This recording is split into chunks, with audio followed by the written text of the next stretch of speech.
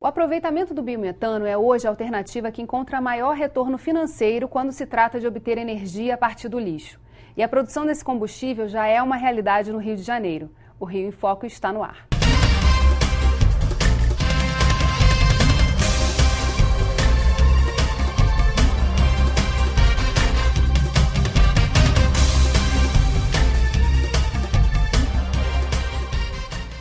A política estadual de gás renovável aprovada pela LERJ em 2012 e a criação da usina do aterro de Dois Arcos, em São Pedro da Aldeia, na região dos Lagos, colocaram o Rio na vanguarda da geração de energia a partir do lixo. Para conversar sobre o assunto estão aqui Maria Paula Martins, coordenadora do programa Rio Capital da Energia, e Márcio Schettini, diretor da usina de valorização de biogás de Dois Arcos. Nossa equipe de reportagem conversou com Luiz Gustavo de Oliveira, analista de pesquisa energética da EPE. Vamos ver o que ele disse. Hoje a gente enxerga que o potencial técnico, o potencial mais agregado do biometano no estado do Rio de Janeiro está na ordem de 1 milhão de metros cúbicos por dia.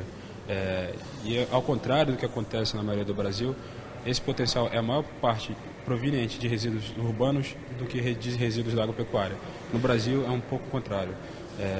A maior parte vem dos resíduos da agropecuária e não dos resíduos urbanos. Além de investimentos, geração de empregos e tudo mais, o investimento em biometano e principalmente do aproveitamento energético de resíduos aumenta a eficiência da economia, porque você pega um resíduo que você tem que dar um tratamento, você tem necessidade de tratamento, então você tem necessidade de ter um custo em cima disso, você transforma esse custo agregando valor e gerando uma riqueza, empregos, renda. Então o aproveitamento energético de resíduos em si, ele já aumenta a eficiência do setor econômico como um todo. A gente analisou o potencial, depois a gente analisou o custo dessa energia e nas análises que a gente fez, a gente encontrou que o uso combustível é mais vantajoso, tem uma rentabilidade maior, dá um retorno maior para o investidor do que o uso como elétrico, a geração elétrica em si.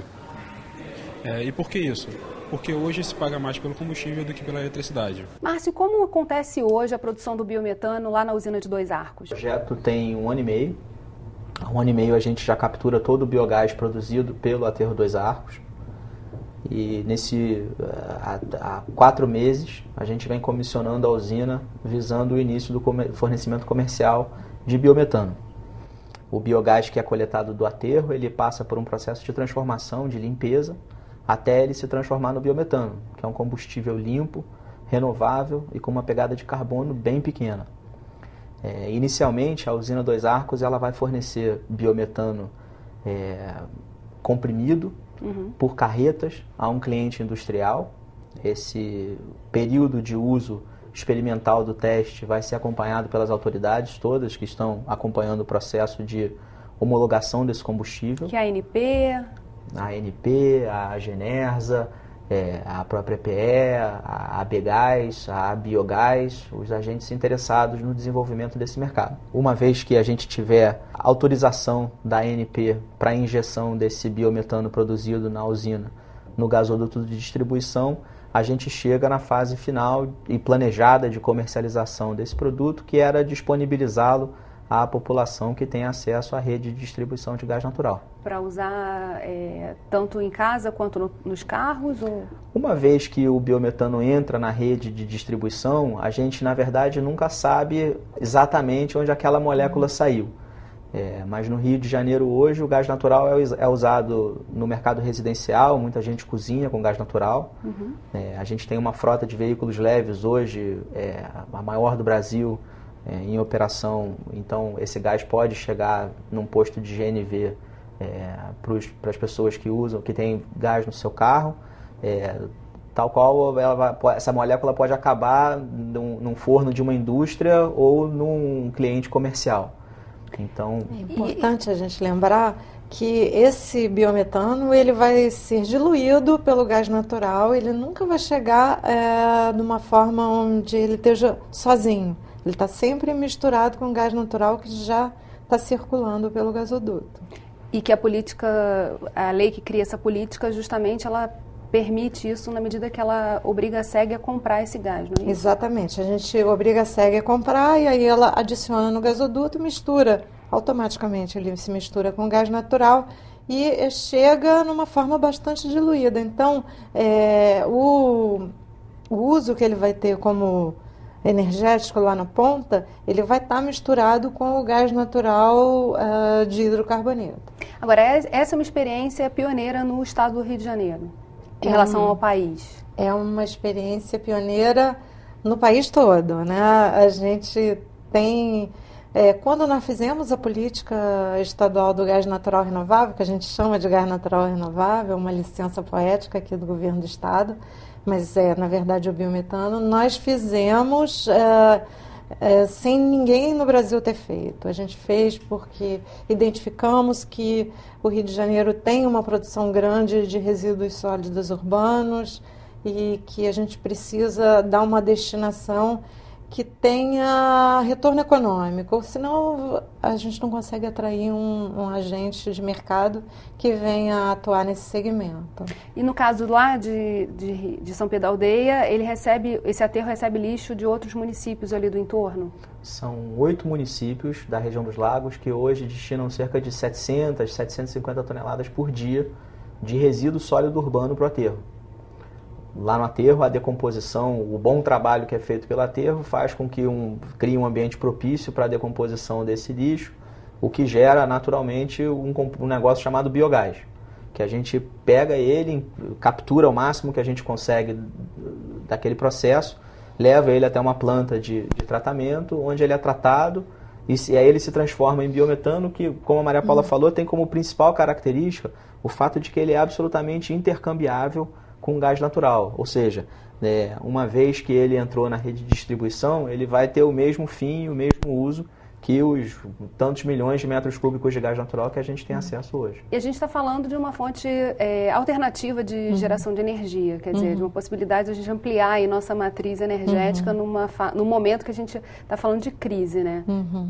Como o Estado vê isso? Para o Estado é um estímulo total, né?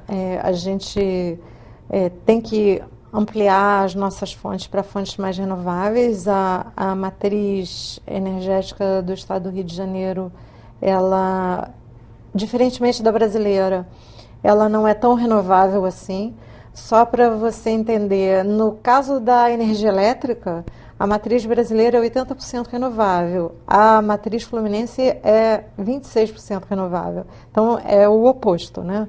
Então, a gente tem que estimular novas formas de energia renovável até para ajudar a limpar um pouco mais a nossa matriz. E esse é um dos objetivos do programa Rio Capital da Energia. A gente vai continuar conversando sobre isso no próximo bloco. Não saia daí. Rio em Foco aqui, política e economia caminham juntas.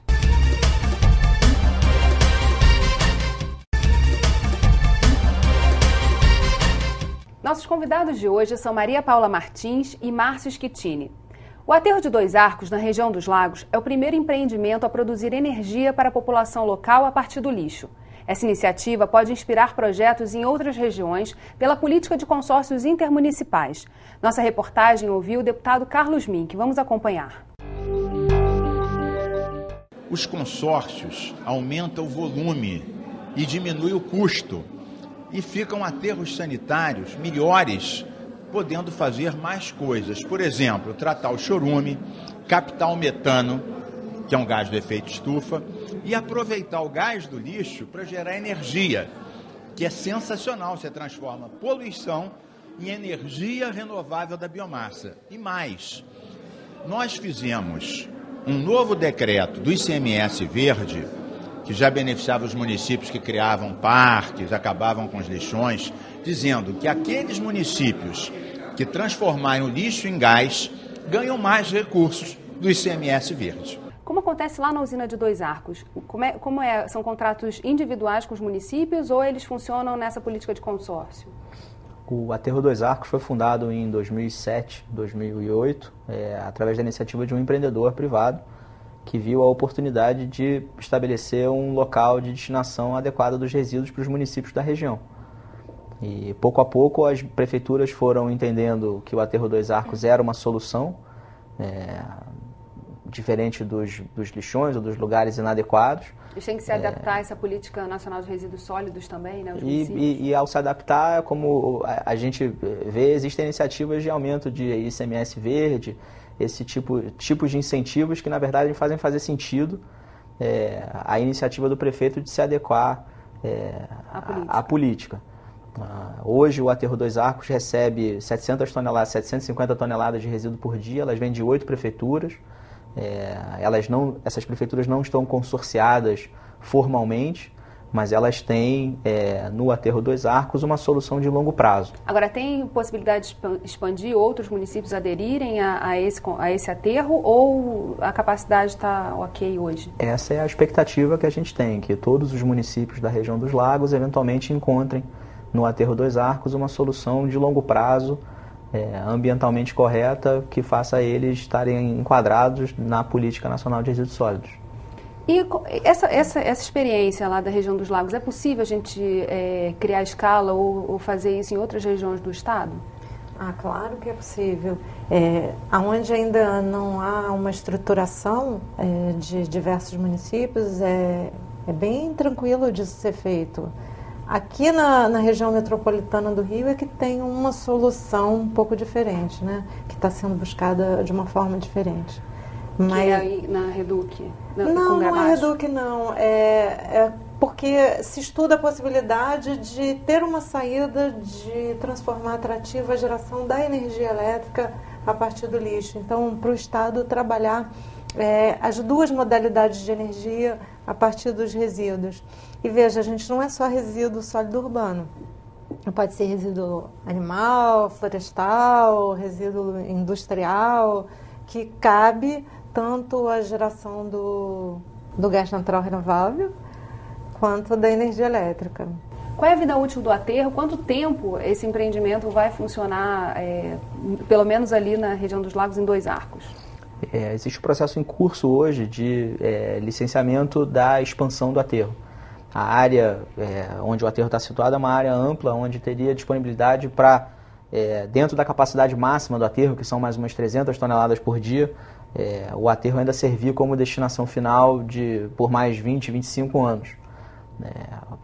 O projeto de gás, nesse aspecto, só se beneficia disso, uma vez que quanto mais lixo for recebido pelo aterro, mais gás vai ser produzido e mais possibilidades de usar esse gás de forma sustentável e visando redução de emissões a gente tem.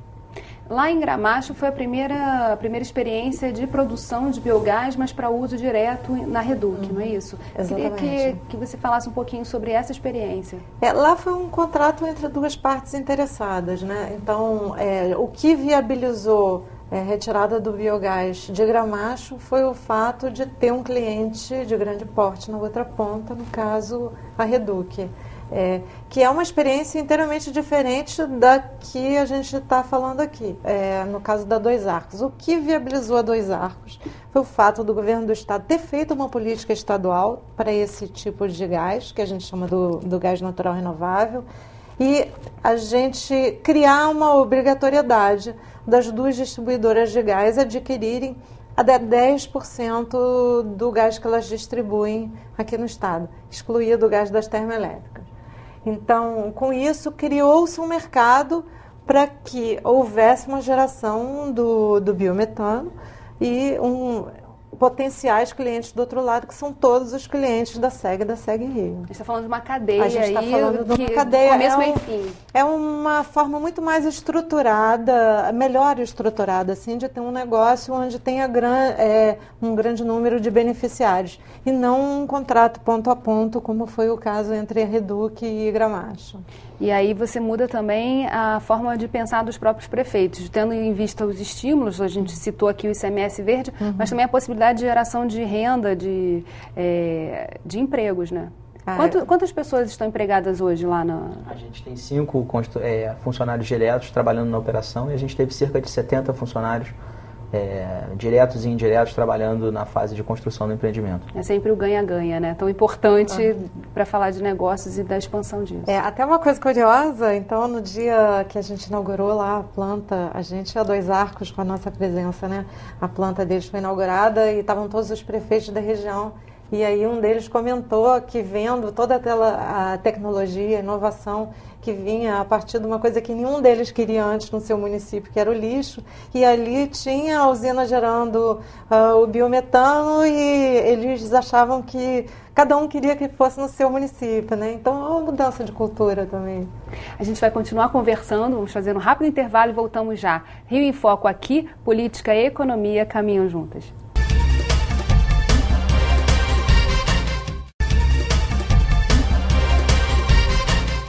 A lei que a gente falou nos blocos anteriores é a Lei Estadual 6361 de 2012, que dispõe sobre a política estadual de gás renovável e obriga que as concessionárias de distribuição de gás canalizado do Rio adquiram todo o gás natural renovável produzido no estado em até 10% do volume total distribuído. Na nossa reportagem, a gente conversou com o deputado Luiz Paulo. Vamos ver o que ele disse. A primeira questão foi obrigar as distribuidoras a comprarem 10% desse gás produzido. Seja produzido por quem? Para ter uma garantia de mercado, para que houvesse empenho e investimento na produção do gás natural renovável. Segunda preocupação foi que a agência reguladora, a Genersa, mas a agência reguladora, pudesse fiscalizar corretamente essa questão e ficasse ressalvado lá o 0,5% de receita que ela tem direito para funcionar como agência, para estar equipada para isso. Porque, mediante a crise energética que hoje a gente vive, essa é uma fonte alternativa. Os benefícios são claramente, além de econômicos e financeiros, são benefícios sociais e ambientais, né? Porque quando você trabalha para aproveitar esse gás, você está gerando emprego e renda. E se esse gás também não é reaproveitado, ele vai se esvair na natureza, às vezes vai ter combustão espontânea, enfim. Então é muito melhor que esse gás retorne, seja reciclado, para ser aproveitado pela própria sociedade. E gerar crédito de carbono, né? Como que a usina está trabalhando nessa questão da geração de crédito de carbono? A gente tem, o nosso projeto está sendo aprovado nesse momento como um projeto de um mecanismo de desenvolvimento limpo, que é o Programa das Nações Unidas que certifica os créditos de carbono. O produto que a gente vende, entrando dentro da rede de distribuição, ele tem uma característica importante, que é, dentro de quase toda a oferta de combustíveis renováveis, ser o combustível que, para se produzir, gera a menor pegada de carbono. Então, consequentemente, ele é o combustível que, quando substitui um outro mais sujo, ele possibilita maior redução de emissões. Então, a gente tem a ambição de ser credenciado e de ser qualificado pela ONU como um projeto de crédito de carbono e, eventualmente, ter esse selo emitido também pelo organismo mais credenciado aí do mundo. É pena que esteja tão embaixo esse mercado hoje em dia, né? Mas é um potencial gigantesco, e a gente está falando aí de sustentabilidade, tão importante nesse momento, né? E mais do que o mercado, o valor do crédito de carbono ser baixo, ele é baixo porque, conforme a metodologia da ONU, os países do anexo 1 têm menos responsabilidade de reduzir suas emissões. O que a gente tem observado é que no mercado interno, a possibilidade de carimbar o combustível que uma indústria, por exemplo, consome como um combustível verde, hoje é uma alternativa que a indústria busca, porque ela entende que, naturalmente, colocando aquele selo de que parte da produção dela está sendo feita com um combustível com uma pegada de carbono pequena, gera valor eventual para os acionistas daquela empresa, e coloca a empresa num patamar onde ela passa a ser reconhecida como uma empresa que também exercita a sustentabilidade. Aqui a gente já tem a Bolsa de Valores do Rio, né, e que ajuda a Bolsa Verde. A Bolsa Verde, Agora, o que é interessante é que a gente tem 3 políticas diferentes que se relacionam. Tem a política dos resíduos sólidos, tem o plano de saneamento, porque ele envolve também os resíduos, e também tem a política de mudanças climáticas.